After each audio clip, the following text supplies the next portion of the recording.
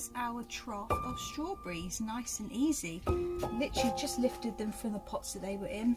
I've put them in this lovely trough. I've got 4 plants here and they fit really nicely in here.